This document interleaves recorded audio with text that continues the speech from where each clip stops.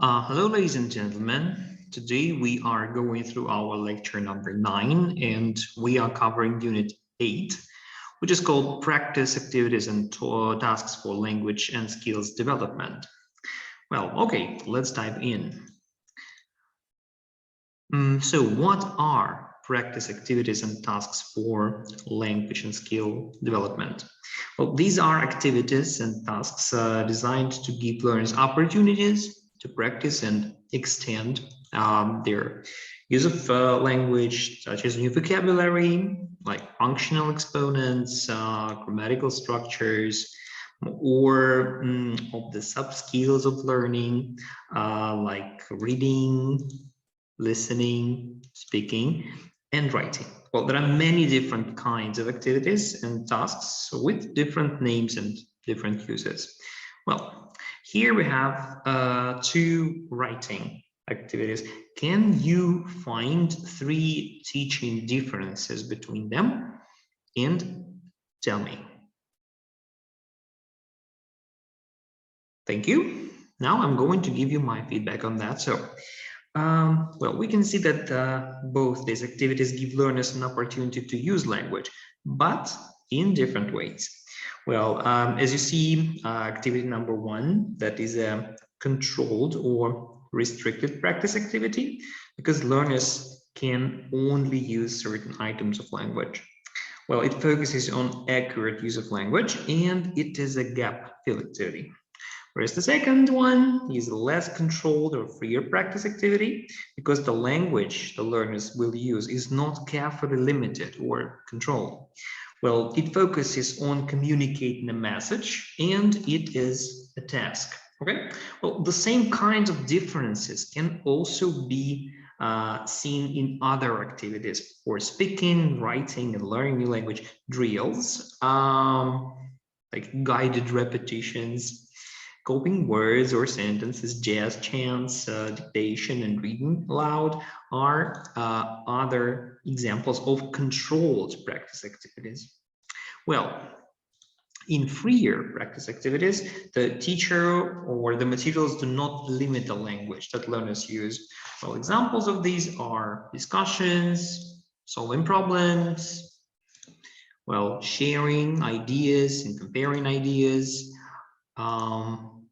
well, writing emails, writing stories, letters, invitations, compositions. Okay, well, actually, here we're going to have 6 more activities. So the question is, what skills, sub-skills, or language do they focus on? Probably before we start, I need to clarify the difference between skills and sub-skills, right? So as we have already mentioned, there are 4 skills we teach our students. These are reading, writing, listening, and speaking. And sub-skills are, okay, let me illustrate. For example, if a skill is reading, so then reading for gist or reading for specific information in the text would be the sub-skills for reading, so to say, a more focused type of a skill, so to say. Okay, so what skills, sub-skills, language do they focus on, and what is the name of the type of the activity? Well, it's not a test. I would just like to get some of your ideas to see what you think, what you already know. So don't worry if you give me something wrong, just speak out, speak your mind. Okay, so let's have a look at the first one. Well, the first activity says, read the story, then answer these questions. How old is the girl? Where does she live? What is your friend's name? Thank you. Next one. Oh, no, not next one. Here I'm going to give my feedback on that. Well, so what we have here is, well, what skills, sub-skills, or language do they focus on? That is reading for specific information. And what is the name of the type of the activity? That is WH questions for comprehension. Questions that begin with questions where question was like which, what, how, when, and why. Yeah. Okay. Let's have a look at the second one. Again, the same 2 questions in the task. A. Listen to the tape and choose the best answer. The children's school is A. Near the house, B. Near the shops, C. Opposite the post office. B. Now listen again. Are these sentences true or false? The school is new, the classroom is big, the library has many books. Thank you. My feedback. Well, what skills, sub-skills of language do they focus on? That is listening for specific information. And what is the name of the type of the activity? So for part A, that would be a multiple choice question. And for part B, true or false questions. Number 3, look at these pictures and then read the story. Put the pictures in the correct order. Write the correct number 1 to 6 under each picture. Thank you. Well, that is reading for detail. And let's call it ordering. Listen to the tape and in pairs fill in this form. Girl's name, girl's address, name of girl's friend. Thank you. Well, here we have listening for specific information again. And let's call it form filling. Number 5, work in pairs. Each of you should use one of these role cards. A, your friend has a problem.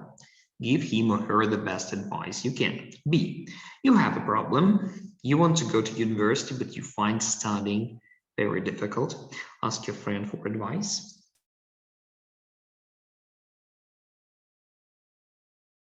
Thank you. Well, here we have like fluency in speaking or freer practice activities about new language. And that is a role play. On to number 6. Get into groups of 4. Find out which food your friends like and dislike most. Ask, which food do you like most? Which food do you dislike most? Thank you. Well, accuracy in speaking or controlled practice of new language. And survey, that's a survey. Okay, I think we are done with the 6 activities. So we can see that activities can differ in several ways. The skills or sub-skill they focus on, what type they are, and what's interaction patterns they use. The kinds of skills or the language they focus on and the interaction patterns they use are not fixed. For example, multiple choice questions could be mostly used for reading, listening, or grammar activities, and can be done like individually, in pairs or in groups. Similarly, form filling could be used for reading, listening, or grammar practice and done individually in pairs or in groups. So here we have a lot of flexibility, as you see. Well, activities 5 and 6 that we have talked about both involve learners talking to one another to exchange information they don't know. This means they are talking in order to communicate, not just to practice language. This kind of activity in which learners exchange information that only one of them has is called an information gap or a communicative activity. Well, an activity may focus on accuracy or communication, depending on how it is introduced by the teacher or the materials. For example, The survey above is focused on accuracy because it limits the language that learners use. It limits the language the learners use to ask and answer to specific questions. If the instructions for their activity were not these, but for example, like this, find out about your friends' likes and dislikes in food, this would not restrict learners' choice of language, and the activity would focus on communication rather than on like the language, on accuracy. Okay. Well, here we go with some tips for you as teachers and as future teachers. Okay, so when selecting activities for practicing language for the skills or speaking or writing, we need to decide whether to do a controlled practice or a freer practice activity, an activity that focuses on accuracy or on communication. Well, when choosing activities for developing skills, we need to decide which particular skill or sub-skill to focus on. And of course, lessons usually consist of a series of linked activities. And actually there are several different ways of linking activities in lessons. Well, I'm going to show you a couple of them. Well, let's say we will talk on PPP, TBL, and skills-based lesson. Right? Well, what is a PPP? It's a sequence of a lesson when first you do the presentation, you present the new language, like for example, you kind of explain what present simple is, then you do the control practice, like, you know, the typical papers and gap fill activities that you do. And then you do some freer practice like communication, maybe they find out something about their partners, asking each other questions or telling their stories. So that is a typical PPP sequence: presentation practice, like presentation control practice, and freer practice. Well, actually, PPP abbreviates as present, practice, and produce. So freer practice stands for producing the language independently, so to say. Okay, TBL, task-based learning. Well, typically it starts with a discussion, which is a surprise. Then come several tasks. Then surprisingly becomes the presentation. And then we focus on form, kind of inverted PPP, so to say. Well, skills-based lessons. Well, they typically contain a warmer or a lead-in, or maybe both. Then go some comprehension tasks, like, for example, there is a text and there are some questions that check the student's comprehension of this text. And there are some post-task activities where we could work with the language from this text or the listening, where we could speculate on the content more, where we could produce something of our own, like our own texts. So all this would go to the post-task activities. Okay, well, let us have a look at one example. So, well, for example, we take a listening skills lesson. Well, the lead-in would be discussing the topic of the listening and like learning any important new vocabulary. Then we go to the comprehension tasks, like listening to the recorded conversation and answering multiple choice gist questions about it. Then we get listening to the conversation again and completing a form with specific information. And then we do some post-task activities like brief discussion of the topic of the conversation.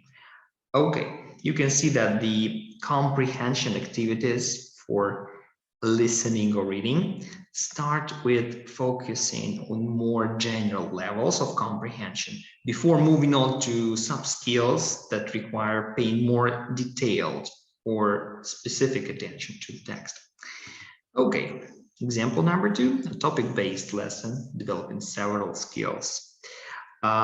So a lead-in would be speaking about the topic, plus learning, like doing kind of related language work.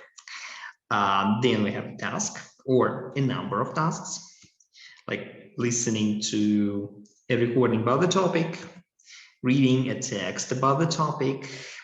Then we get some post-task activities, discussing the topic and or focus on the language of the topic. And then, for example, we can write a composition about this topic. Okay. On we go. Now it's time for you to think, and I'm going to test your comprehension of this lecture a little bit. Well, what do these activities aim to develop? So you'll see a number of activities. So would they rather focus on communication or accuracy? Accuracy means how accurately you use the language. So the forms, the language itself, rather than communicating the idea. So communication or accuracy. Choral trilling of pronunciation. Would it go to communication or accuracy? Vote, please. Thank you. And this is accuracy. Of course, it is accuracy. Role play. Thank you. I would say that role play is mostly about accuracy because when you do role play, very often it is like preoccupied, like the content is already kind of given. But if and that's why there's no information that you actually share with your partner. So the role play has been already designed by you before you act it out. So that's why probably it wouldn't be a communication activity, but rather an accuracy activity where you focus on the language rather than on the message. Dictation. Thank you. Accuracy again. Discussions. Thank you. So that would be a communication activity. Gap filling exercise like this. Thank you. Of course, this is accuracy. Story writing, when students write their stories. Thank you. I would say communication because they communicate their ideas. Copying words, for example, from the blackboard onto your notebook. Thank you. Accuracy. Repeating new words. Thank you. Accuracy again. Describing pictures. Thank you. Well, here it depends. So I would rather say that that would be a communication activity, especially if, for example, the person who is listening to me would have to choose the picture that I'm talking about, or maybe would have to reproduce the picture that I'm describing. If it is just purely describing the picture, so maybe it would rather focus on the accuracy. So if you are sitting on the fence here, well, maybe you're right.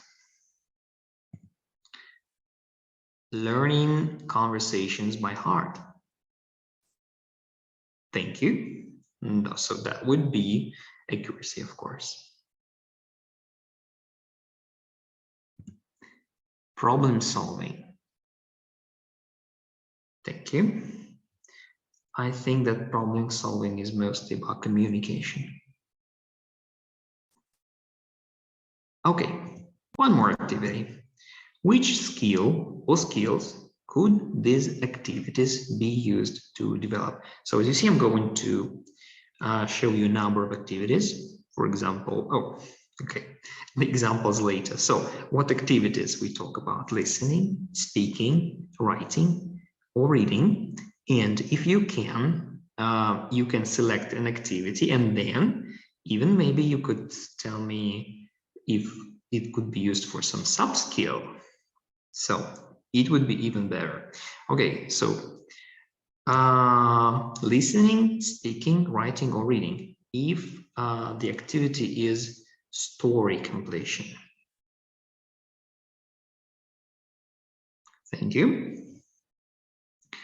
I'm not going to comment on that a lot, I think, but I guess that if there is a story, so definitely it's going to be a writing thing, right? And depending on how we organize this, well, of course, it would be writing and reading, yes, because when you are completing the story, you need to read what has been beforehand, and then you write your own story. But if you ask your students to work in groups, that would also involve listening and speaking.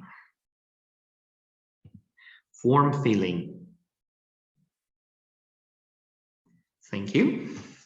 Well, actually, it can involve listening or reading and writing, right? So if typically when you have a form, you have got this blank paper with some gaps that you need to fill in. And typically you fill in the forms by listening to someone talking or by reading the text. So probably everything but speaking in this case, but again, it depends on how you organize the group work. Information gap. Thank you. So we have mentioned the information gap activity previously. So information gap is when you, for example, have some information about the person and your partner has got the second part of this information. You can communicate to each other just to share this information and to get the complete picture, so to say. So very often it involves speaking and writing, as you have to complete maybe something. And of course, it can involve a little bit of reading if you have got a form on your hands. And how can speaking go without listening, right? So that means that you will have to listen to your partner. So mostly listening and speaking, and sometimes writing or reading, depending on how you design the exercise. True, false questions. Thank you. Well, of course, if you have true or false questions, you gotta read them. And probably it can be combined with some listening activity or with the text. So that would be a reading. Role play. Thank you. Well, definitely writing. If we have writing, you would have to read the things. And then as you are rehearsing your role play, you would have to speak and listen. So it means that probably it would involve every activity. Okay, now a little bit of reflection and your opinions and ideas. Well, you will see two learners' commands. I would like you to think of them and tell me what you think and what you feel about them. How much you kind of tune in with these learners and who probably you would most agree with. So let's look at the first one. I don't like doing lots of different activities. It's confusing. And the second learner, I like doing a mixture of activities with some focusing on accuracy and some on fluency. That really helps me learn. What kind of learner are you? Like, are you closer to the first or to the second learner? And what do you think of these commands as a teacher? Who do you most agree with? Thank you. Next activity is only for those who actively teach. Look through 2 pages of your course book. Can you name all the different kinds of activities it contains? And what is the purpose of each activity? Please leave me your answers here. Thank you. Okay, TKT part. Match the description like this. For example, the teacher says a word and asks all the learners to repeat it together. To one of the following teaching activities. We have a problem solving, a role play, a labeling, choral drilling, form filling, a game, a survey, and project work. So what teaching activity do you think matches the first description? Thank you. And that is choral drilling, of course. The teacher puts learners in pairs and asks one of them to act as a lost tourist asking the way and the others as a local person giving directions. Thank you. That is a role play. The learners use maps to work out the best way to get from X to Y. Thank you. That is problem solving. The learners listen to a tape and complete a timetable. Thank you. Form filling we have. The learners ask all their classmates their opinion about something and then note it down. Thank you. That would be a survey. The learners go to the local museum, the library, and the internet to find out about dinosaurs. They then make an exhibition of wall posters about them. Thank you. Project work. Well, and the last one, the learners choose names of objects from a list and write the names under pictures of the objects. Thank you. Labeling, of course. And I guess here we come to the end of our lecture today. Thanks a lot. Hope you enjoyed that. Well, see you in a while.